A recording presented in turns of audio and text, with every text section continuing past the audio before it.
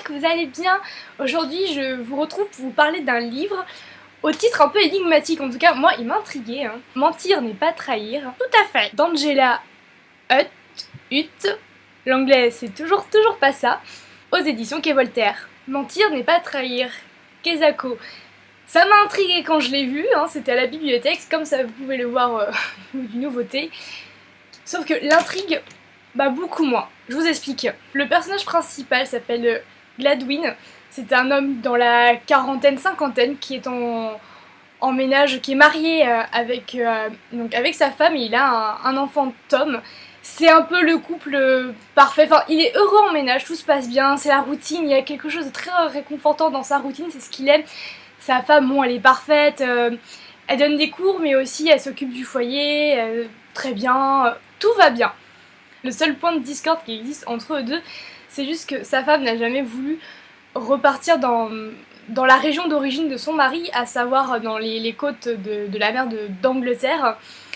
Donc du coup, il va revoir sa mère à peu près un week-end par mois, voilà. Mais voilà, sa femme, elle voulait rester dans les alentours de Londres, en banlieue, parce que proximité d'une grande ville, proximité des supermarchés, pour leur enfant c'était mieux. Donc un week-end où il se balade pour voir sa maman et qui repart, il voit sur le bord de la route une jeune fille, belle jeune fille éplorée qui s'est ramassée en vélo et qui s'est foulée la cheville. Il s'arrête, gentleman, l'amène à l'hôpital, attend avec elle que le médecin lui dise qu'elle peut repartir et la ramène chez elle. Voilà. Il repart chez lui. Voilà. Il n'oublie pas. Voilà. Et je pense qu'après, vous voyez un peu le gros de la suite. Oh, une histoire d'amour passionnel! C'est tout du moins ce qu'on nous vend.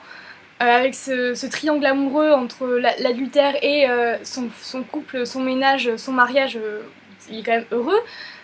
Voilà, on attend du coup vraiment du sentiment passionnel, mais honnêtement, à part ressentir de la culpabilité, de l'angoisse, de la mauvaise conscience, j'ai pas ressenti de sentiment passionnel chez Gladwin. Oh my glad! Il n'y a pas vraiment d'action, ou alors quand il y en a, ça vient longtemps.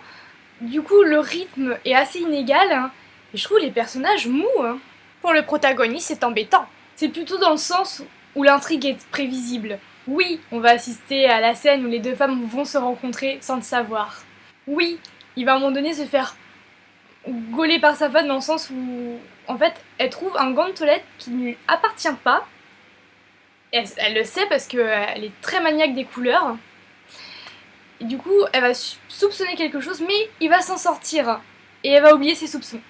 Oui, sa maîtresse va tomber enceinte. Etc. À la limite, il y a vraiment à la fin où j'ai eu une petite surprise. Laisse-moi deviner. Sa femme le découvre, elle demande le divorce, la maîtresse le quitte et il a tout perdu. Non.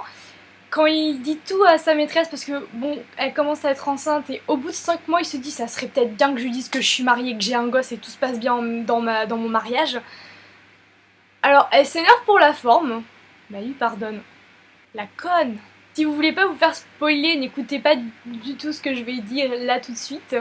La maîtresse finit par se faire buter par son prétendant et conduit à maintes reprises dans le roman.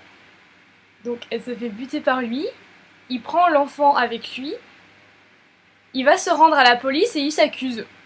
Cet incident a pour but de faire avouer Gladwin à sa femme que hey, surprise, j'ai une maîtresse qui vient de se faire tuer et du coup faut que j'aille récupérer mon enfant qui est une fille. Parenthèse. Est-ce qu'il pleure la mort de sa maîtresse? Pas trop. Enfin, il y a un moment où il fait non.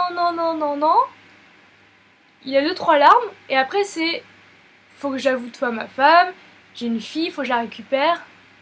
C'est tout. Ça fait vraiment, il pleure pour la forme, enfin je sais pas, on a connu beaucoup plus bouleversé. Bon bref, il avoue tout à sa femme qui le bute, qui réfléchit en une nuit, il faut pour réfléchir pour finalement décider que mais c'est cool en fait, j'ai toujours rêvé d'avoir une fille. La conne. Résultat, il garde sa femme, il garde sa fille. Bon, il a perdu la maîtresse, mais quelque part, bah, c'était quand même source d'angoisse, hein, il était obligé du coup de mener une double vie. Bon bah moi comme ça c'est réglé. En plus il a même pas eu besoin de se débarrasser lui-même de sa maîtresse, bien qu'il en avait pas du tout l'envie.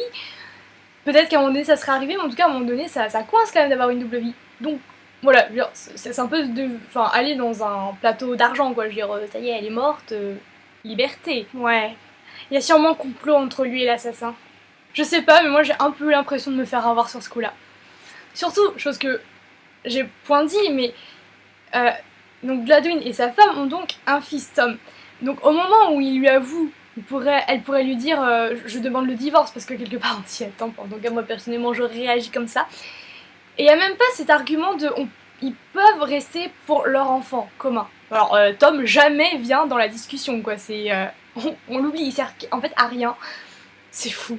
Je finirai par parler du rôle de ces deux femmes, quand même, qui finalement sont inintéressantes et plates. On a la femme classique, fait du logis, un peu maniaque, mais discrète, qui observe son mari, qui est à l'écoute, qui est une bonne mère, qui en plus se donne des cours. On a l'impression qu'il quand même se retrouve dans des intérêts communs quelque peu intellectuels. VS, la belle jeune fille, naïve, romantique, pleine d'espoir, artiste dans l'âme, qui vit seule, donc un côté indépendant, forte, mais bah finalement non, concrètement, vu comment elle réagit, elle est plus dans la naïveté et l'aveuglement de l'amour, avec un grand A.